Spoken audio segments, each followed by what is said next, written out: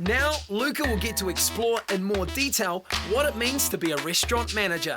And he'll learn from the best with renowned manager Julie Woodyer-Smith. So Sky City's got 24 different food and beverage outlets. I look after the Federal Street outlets, which is the Depot by Al Brown. The Otter, which is a Spanish tapas bar, Peter Gordon's one. He's also got Dine by Peter Gordon, which is more fine dining, and then we've got the Grill by Sean Connolly. Awesome. When I first got into this industry, it took me by surprise. It really was just a money earner for me because I was travelling.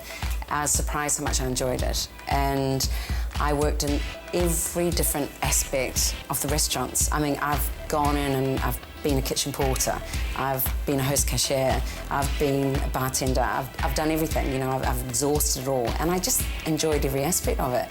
And I just think that what makes a good manager different from everyone else is that they're a good leader and they just really want to deliver that customer experience. So when that customer walks out the door, we've exceeded their expectations.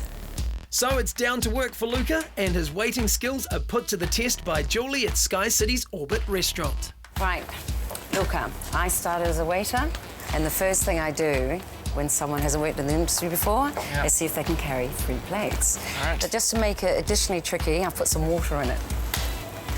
All right. You got it? Yep, I got it. All right. To start with the ideal to move up through the industry, you really need to be passionate. Lovely, you're a natural. Hardworking and focused. Beautiful. Do I have to walk? Why not? Those are 3 things that are absolutely fundamental. Always willing to go the extra mile, always willing to exceed expectation. It's a hard industry, you know, but if you do that bit more, you get noticed, and that's the way you'll move up. How did that feel? Pretty nerve-wracking. It was pretty hard, yeah. Well, it was a tough test, but you did well. Cool. You're ready for the floor, I Yep. think? Excellent. But to become a well-balanced waiter will require a crash course from Jean-Pierre. Normally you go from the left, seat 1, seat 2, seat 3, seat 4. All right. Then Luca is let loose on ladies enjoying a leisurely lunch. Are you ready to order? So, yes. Okay.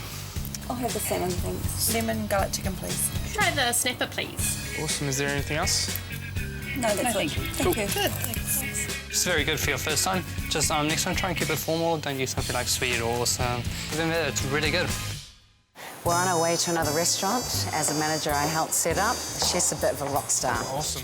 Luca, here we are in Dine by Peter Gordon, and this is Peter.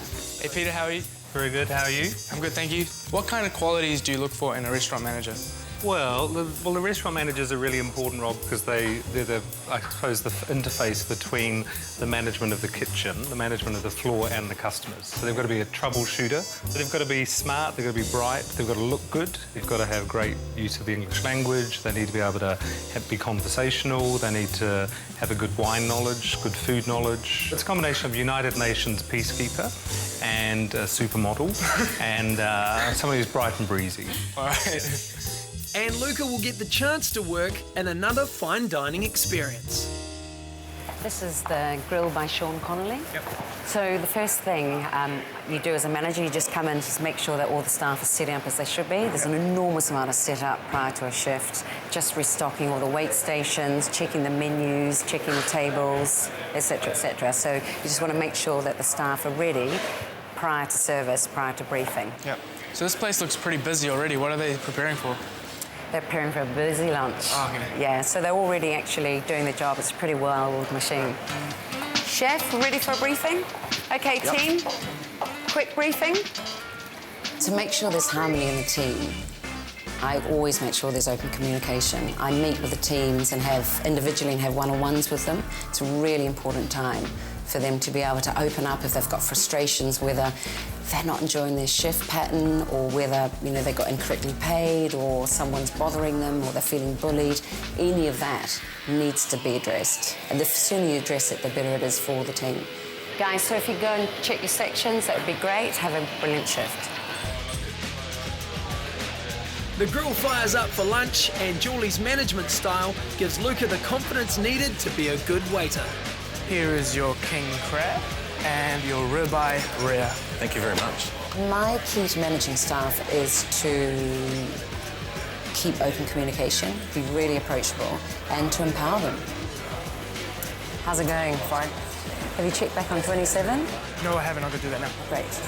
I always want the team on the floor to feel that they can deal with any situation.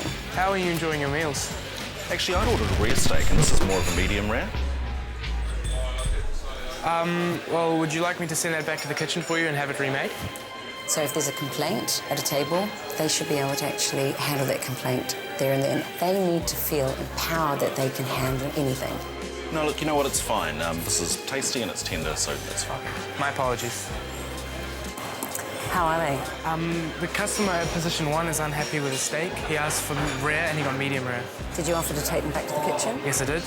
And he was happy with the way it was, so it was okay. Okay, fantastic. What we'll do then is actually give them some complimentary desserts at the end. All right, cool. Lovely, thanks. Daily challenges are all the variables, really. Delivery doesn't arrive, you know, you're out of certain products, customers aren't happy, customers turn up early, or they turn up late, or they all turn up together. That can completely throw a service out. And a good manager deals with pressure, because it's relentless, it really is. So you need to be able to manage all those situations. You know, you've got to be able to multitask and keep cool all the time.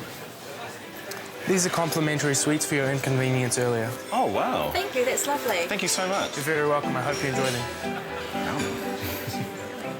When the food comes out and it's fantastic, and the service is really slick, and the ambiance is fantastic, and the customers leave with that smile on the face, you almost punch the air with joy, you know, because you know that you've actually achieved what you're here to do.